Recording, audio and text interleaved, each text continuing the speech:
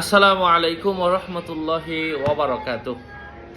এক ভাই প্রশ্ন করেছিলেন, যাকাত নিব না, তবে ৩ লক্ষ টাকা যদি যাকে বিয়ে করব তার বাড়ি থেকে ধার নেই, পরবর্তীতে আবার দিয়ে দিব এই শর্তে, তাহলে বিয়ে করা জায়েজ হবে কিনা, এ বিষয়ে ইসলাম কি বলে?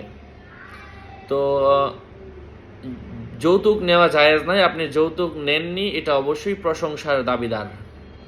যেহেতু ৩ লক্ষ টাকা আপনি ধার নিবেন, ৩ লক্ষ টাকা এমন জায়গা থেকে ধার নেন যেখানে আপনাকে লাঞ্ছিত হতে হবে না, যেখানে আপনাকে কোনো ধরনের সমস্যা এবং অসুবিধা তৈরি হবে না।